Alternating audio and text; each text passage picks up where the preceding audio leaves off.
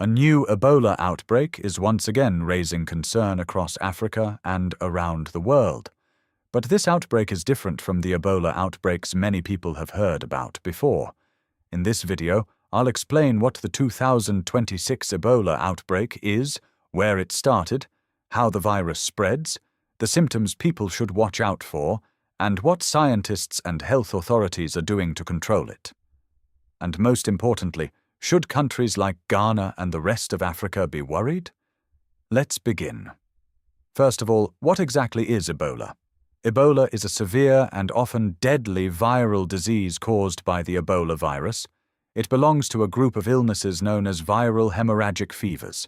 The virus attacks the immune system and multiple organs in the body. In severe cases, it can lead to internal bleeding, organ failure, shock, and death. Ebola was first discovered in 1976 near the Ebola River in what is now known as the Democratic Republic of the Congo. Since then, several outbreaks have occurred in different African countries, with some becoming major international health emergencies. So, what is happening in 2026? The current outbreak is mainly affecting the Democratic Republic of the Congo, also known as DRC, with cases also reported in Uganda. Health authorities and the World Health Organization are closely monitoring the situation because this outbreak involves a less common strain of the virus called the Bundibugyo strain. One major concern is that there is currently no widely approved vaccine specifically designed for this strain, making containment more difficult. Another challenge is that some affected areas are facing instability and limited healthcare resources, which can slow down response efforts. This is why the outbreak is receiving serious international attention. Now let's talk about how Ebola spreads. One important thing people should know is that Ebola does not spread through the air like the common cold or flu. You cannot simply get Ebola by breathing the same air as an infected person. The virus spreads through direct contact with infected body fluids such as blood, sweat, saliva, vomit, urine, diarrhea, or semen. It can also spread by touching contaminated surfaces, medical equipment, clothing, or bedding. In some outbreaks, transmission has occurred during burial ceremonies where people come into direct contact with infected dead bodies. Scientists also believe certain animals, especially fruit bats and some primates, may serve as natural carriers of the virus. This is why public health officials emphasize hygiene, protective equipment, and avoiding direct contact with infected individuals. So what symptoms should people look out for? Early Ebola symptoms can look very similar to malaria, typhoid fever, or other infections, which makes early diagnosis difficult.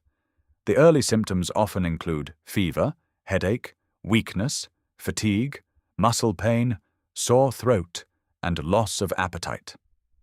As the disease progresses, more severe symptoms can develop, including vomiting, diarrhea, abdominal pain, difficulty breathing, bleeding, and organ failure.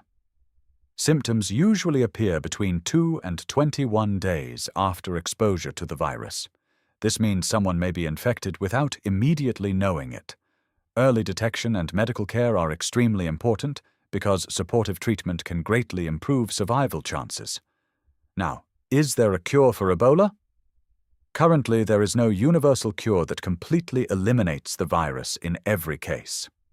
However, supportive medical treatment has significantly improved survival rates over the years.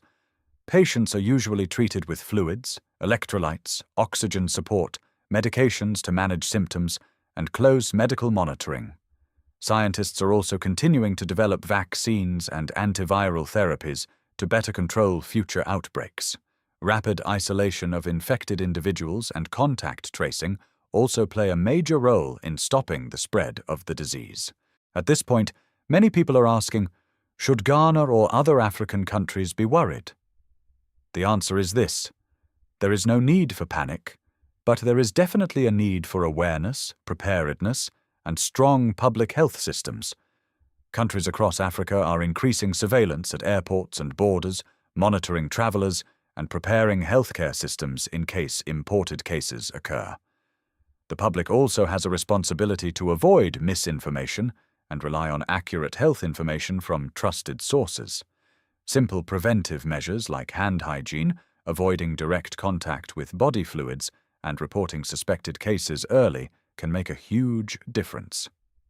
Ebola outbreaks remind us that infectious diseases remain a major global health challenge. They also show the importance of scientific research, public education, healthcare preparedness, and international cooperation. As scientists continue working toward better vaccines and treatments, awareness remains one of our strongest tools in protecting lives. Thank you for watching this video. If you found this helpful, don't forget to like, share, and subscribe to Jarius Plus for more medically accurate and easy-to-understand health content. Stay informed, stay safe, and I'll see you in the next video.